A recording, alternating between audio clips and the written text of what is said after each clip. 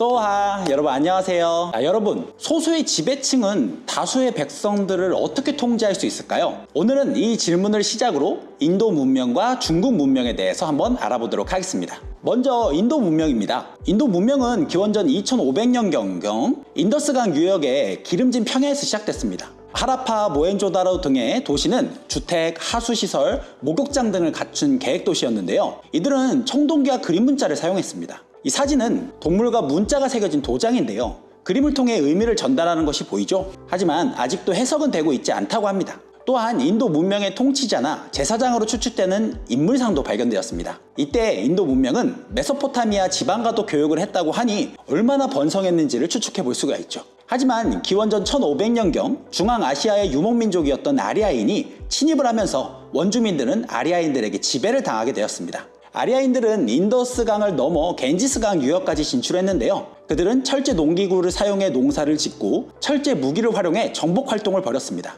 아리아인들은 이 과정에서 많은 원주민들을 지배했어야 했는데요. 이들은 이를 위해 카스트 제도라고 불리는 신분제를 만들었습니다. 카스트란 말은 포르투갈어로 카스타, 순수한 혈통 종족이라는 뜻입니다. 이 카스트 제도에 따르면 총 4가지의 계급이 존재하는데요. 제사의식을 담당하는 브라만, 정치와 군사를 담당하는 크샤트리아, 그리고 하층민인 수드라가 있습니다. 이 중에서 바이샤까지는 아리아인들로 이루어졌고 하층민인 수드라는 정복당한 민족이었다고 합니다. 이들은 자연현상을 다스리는 신을 믿었고 경전을 완성했으며 그 과정에서 브라만교가 성립되었습니다. 카스트 제도의 브라만 계급은 이런 종교적 권위를 통해 특권을 누렸죠. 브라만이라는 말의 뜻은 인도의 산스크리트어 브라흐마나에서 유래되었는데요. 브라흐마는 우주의 절대적 진리, 신성한 존재를 뜻합니다. 카스트 제도는 제도로 국한되어 적용된 것이 아니라 종교와 결합해 적용되면서 수천 년이 지난 현재까지 인도에 남아 많은 차별을 만들어내고 있습니다. 이처럼 종교와 연결된 제도는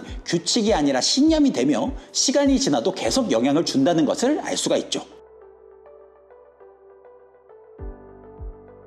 자, 다음은 중국 문명입니다. 중국 문명은 기원전 2500년경 황허강 유역을 중심으로 하나라라고 하는 국가가 나타났습니다. 이들은 역시 청동기와 문자를 사용했죠. 기원전 1600년경에는 황허강 중류 지역에 상나라가 만들어졌습니다. 이들은 청동으로 무기와 제사용 도구를 만들었습니다. 대표적으로 제사용 도구는 사진 속에 나오는 상나라의 청동기가 있죠. 상나라는 석기와 나무로 농기구를 제작하기도 했습니다. 이들은 태음력을 사용했고 왕이 직접 정치와 제사를 주관했습니다. 특히 이들은 전쟁이나 제사 등 중요한 일이 있을 때마다 점을 쳐서 결정을 했는데요. 이를 위해 점의 내용과 결과를 거북이의 배딱지나 동물의 뼈에 기록했습니다. 이를 갑골 문자라고 합니다. 현재 한자의 기원이 되기도 하죠.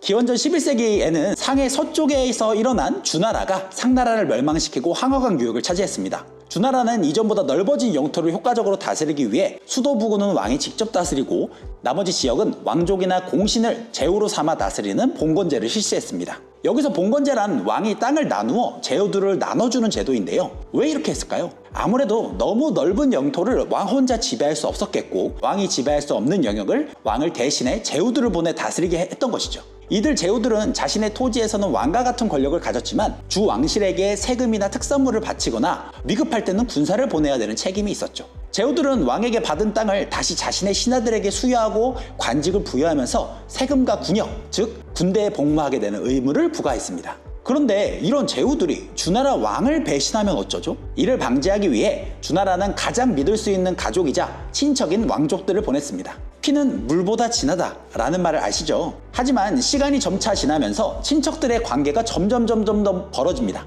왕과 제후 간의 혈연관계가 느슨해지기 시작하면서 왕실의 권위도 약화가 되었고요. 제후들은 점차 독자적인 세력으로 성장하고 말죠. 이때 기원전 8세기경 서북쪽의 유목민족의 침입으로 주나라는 원래 수도였던 호경이라는 곳에서 동쪽의 나급이라는 곳으로 옮기게 됩니다. 마치 교무실에 있었던 담임선생님이 적의 침입으로 만신창이가 된 채 반으로 쫓겨져 나왔다고 생각하시면 됩니다. 이 모습을 지켜본 학생들에게 담임선생님의 권위가 예전처럼 설까요? 힘들겠죠. 마찬가지로 이후 주 왕실의 권위가 급격하게 약화되었고 제후들은 서로 세력을 다투며 사회는 혼란스럽게 됩니다.